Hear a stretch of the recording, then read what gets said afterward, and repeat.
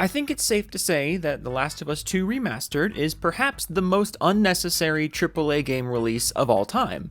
I'm going to start this video by showing you some screenshots of side-to-side comparisons of the PS5 version and the remastered version, and you can see the really incredible upgrades that took place here. And according to Digital Foundry's review, the remastered version still targets 60 FPS, and there's even still a 30 FPS option, which is hysterical to me. Like, you took a game that already ran at 60 FPS on the PS4 with the PS5 upgrade. Like, you're taking this PS4 game that was running at 60 FPS on the PS5, and then you release the remastered version, and you still can't get rid of the 30 FPS cap, despite the fact that you did practically nothing to the graphics. Because we can't even promise you 60 FPS in all graphical modes, despite, again, this paid remaster being basically indistinguishable from the version that already ran at 60 frames.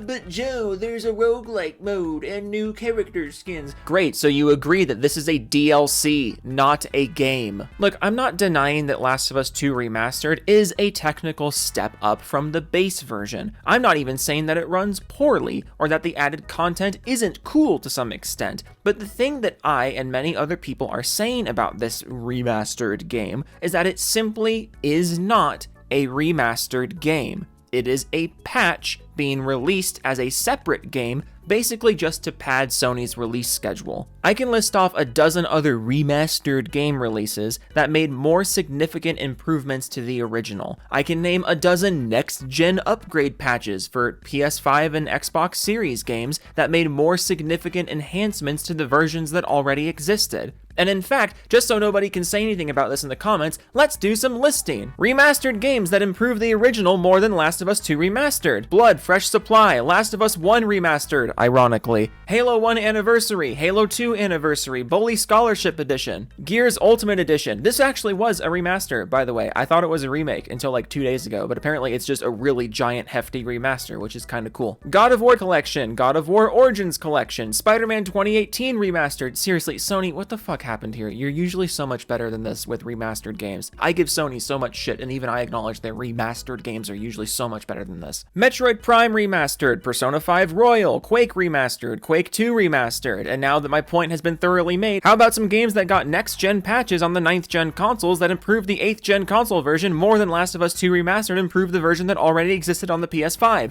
Gears 5, Doom Eternal, God of War 2018, Last of Us 2, ironically. Like, fucking come on, guys. Master Chief Collection, Borderlands 3, Witcher 3, Destiny 2, Resident Evil 2, 3, and 7. Now I'm tired, so it's time to go back to the main part of this video. The point I'm making here is that Last of Us 2 Remastered being a standalone game is absolutely ridiculous, and it's a slap in the face to anyone who respects Naughty Dog or Sony, because they're basically just slapping you in the face with a Last of Us logo painted on their hand and trusting that you'll go along with it and not think twice about giving it 9s or 10s out of 10. And for the most part, they were right, because there's just something about this studio and this franchise that makes people completely incapable of critical thinking. So despite Last of Us 2 Remastered doing far less than other remastered games, and arguably not even doing enough to justify being a patch for the original version, a disturbing number of people have come out to praise it endlessly and lash out at anyone who dares criticize it in the slightest. So welcome to another episode of Joe Makes Fun of Last of Us Fanboys. I can't wait to make another episode of this series once Last of Us 2 Remake gets announced in like 6 months. Justin says, the way people go out of their way to hate on Last of Us 2 is still so ridiculous to me, lol. Why are people so worked up about a fucking $10 remaster? Maybe it's just not for you, dog. It's not like Naughty Dog is Ubisoft or EA actively pumping out 4 garbage games a year at $90, lol. I resent this idea that Last of Us Remastered is $10. Like the people who are like, oh, it's just a $10 remaster. Like, no, it's not. It is a $10 upgrade. It is $50 to buy new. And you bet your fucking ass that Sony made sure to price the digital version of Last of Us 2 at $40 now to keep people from buying that version and upgrading for $10 for a discount on the remaster. Like, yeah, no, I'm sure that's totally just a coincidence that Sony took this 2020 PS4 game and made sure that the PSN store version was $40. Like, yeah, I'm sure that's that's just a fucking coincidence right there. Also, extra insult with this situation is if you bought a physical version of Last of Us 2 back on the PS4, but then you bought a digital-only PS5, then you can eat shit with the spoon because you have to pay $50 again. No upgrade path for you.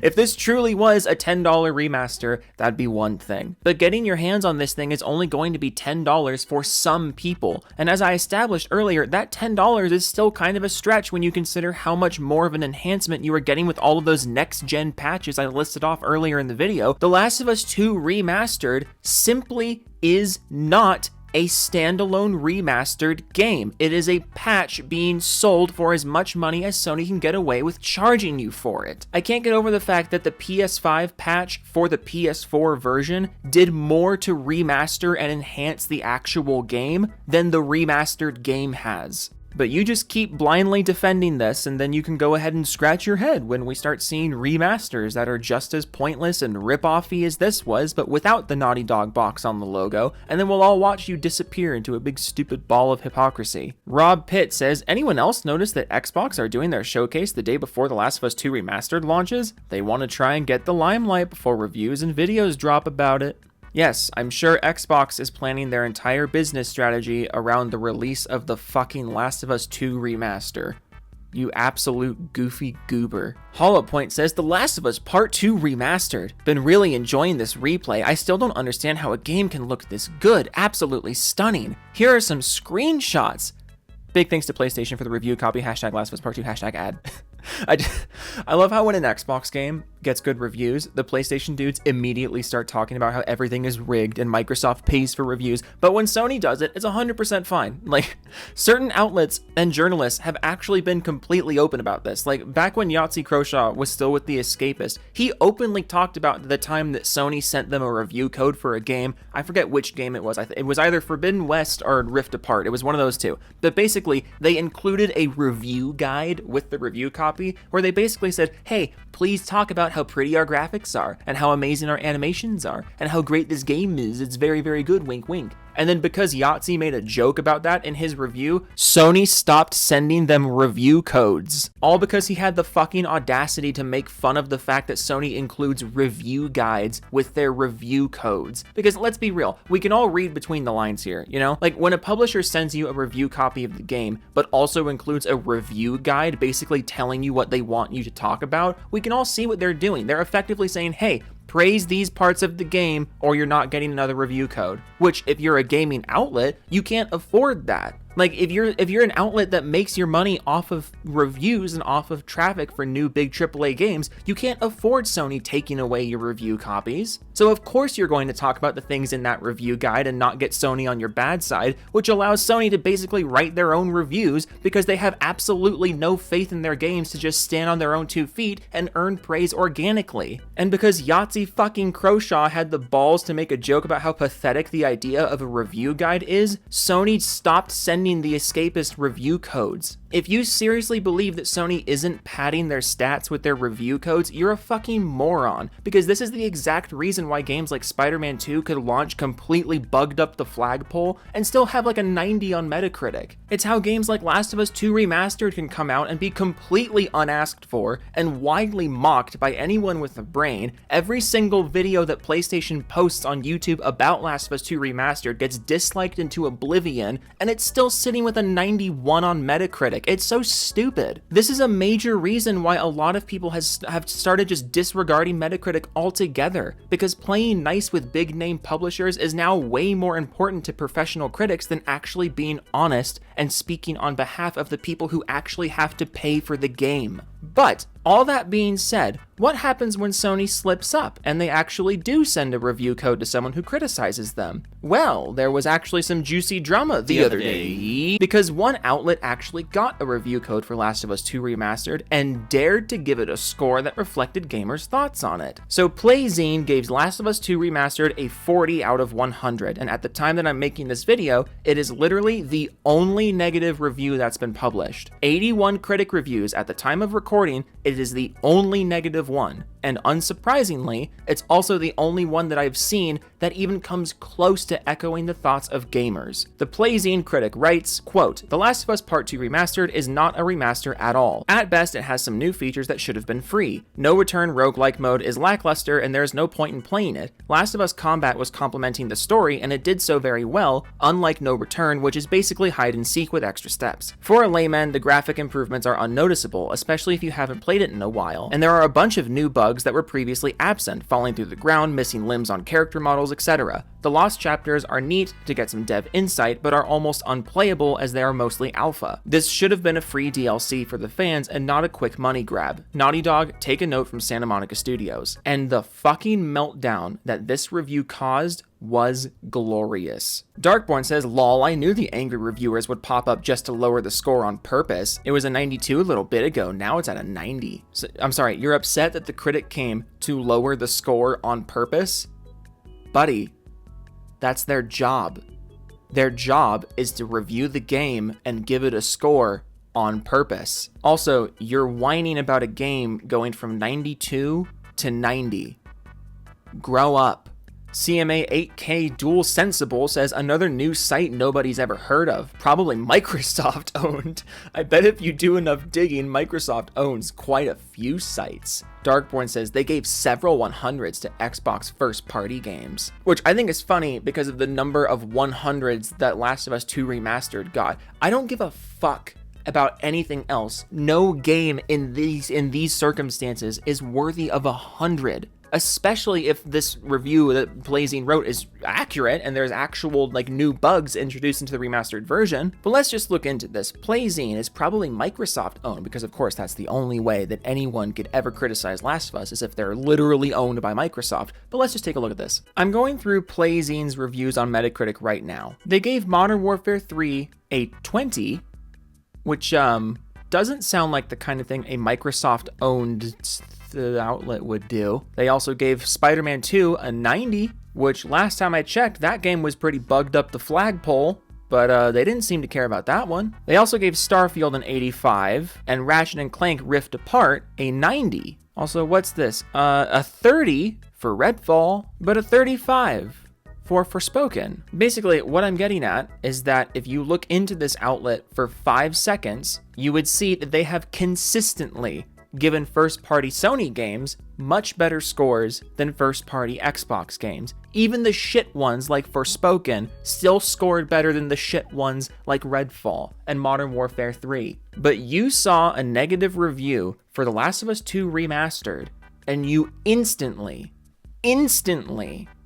went to their Microsoft owned. Oh, they gave several 100s to Microsoft first-party games. Fucking which ones? Genuinely, which ones? Because they haven't done it in the last year or two. I just went through the last year and a half of reviews. The highest first party Microsoft review that I saw was a 90 for Diablo 4, which, in case you forgot already, because I know you guys don't think very hard, a 90 for a first party Sony game is not uncommon for these people. But yes, just keep going on about how a low score for a pointless remaster instantly means the outlet is owned by Microsoft. And again, I guarantee you this Playzine outlet is not getting another Sony review code after this. I can almost guarantee you they are never getting an early review code ever again. If they get another review code, it's going to be the day before the game comes out or the day the game comes out. They're not getting a week early review code like this ever again. That's just how Sony operates. Crytopsy says, "Right off the bat, I can tell this reviewer is a liar. People have no problems calling this entity out." Let me just put the review on screen again. Where's the lie?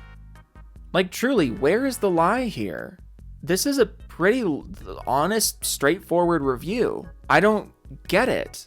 What is your fucking problem? Why is it so impossible for you to understand that some people might not want to patron this fucking you people are so stupid. Anyways, let's shift topics a bit. Retro tweeted out, "Games journalists suck off Naughty Dog again. We're all shocked." And then he gets quote tweeted by someone with the Last of Us profile picture. Says, "Bro expects people to give something that is good a negative review just to make haters happy. Dog, come on." Dude, the thing is, you can think Last of Us 2 is a good game. You can think it's a great game. You can think it's a fantastic game. You can think it's the best game ever. But even if you do think it's the best game ever, you have to admit that this is fucking insulting. This remaster, and I'm using remaster in air quotes, is fucking insulting. How do you defend this? It has nothing to do with the game itself. It has everything to do with how much you're being charged for it, how it's being presented to you, and how up their own ass Naughty Dog and Sony are. It'd be one thing if this remaster was running at like 120, was running 100 frames per second. It had was super, totally bug free. The roguelite mode was awesome. It had a bunch of awesome bonus content, but it doesn't have any of that. It looks and runs almost exactly the same as the version you already had on the PS5. The no return mode, from everything I've read and everything I've seen, is average at best. The lost levels are mediocre, which I'm not going to give it shit for that because they're not finished, but it's just a very desperate attempt to add content and justify the existence of this thing if you're going to put in content that literally isn't supposed to be good, and then when people are like, this isn't good, be like, oh, it's not supposed to be good. It's just bonus content. Why are you putting bonus content in the game that's not supposed to be good and then using that to justify the existence of a $50 game? Oh my god, this is so stupid. How do you defend this? Look, the reason I'm getting so heated, the reason I'm getting so angry, the reason I'm getting so pissy about this is I'm just astonished that even when you're handed something that is so on its face insulting and is so openly disrespectful to the consumer, it amazes me that so many people are still jumping out and willingly defending it because it has a Naughty Dog logo on it. All it takes for these people to give it a perfect score is the Naughty Dog logo. And I just don't get it. How insulting do they have to get before you're like, oh, maybe I shouldn't give them my money blindly? It doesn't make any fucking sense. I just don't get it. Are you guys do you guys just want to give your money away to a studio that hasn't made a new game in 4 years now, and you have no clue what they're working on? They haven't made a non-Last of Us game since 2017, 2016? This is one of Sony's most well-funded and most critically acclaimed studios, and they are actively taking advantage of the respect that you have for them. They have done absolutely nothing over the last 7-8 years to prove that they still deserve your respect. I'm not saying they were never good. I'm not even saying The Last of Us is a bad game or a bad franchise. I'm not even saying Naughty Dog are not an incredibly, almost painfully talented group of people. But they have done absolutely nothing to earn your respect or to maintain your respect. If you respected this company before, they have done nothing to maintain it. And if you didn't respect this company before, they've done nothing to earn it. And yet here you are, lashing out at anyone who doesn't want to give them more money for a product that isn't even remotely new? What is fucking wrong with you people? Oy. Toodles.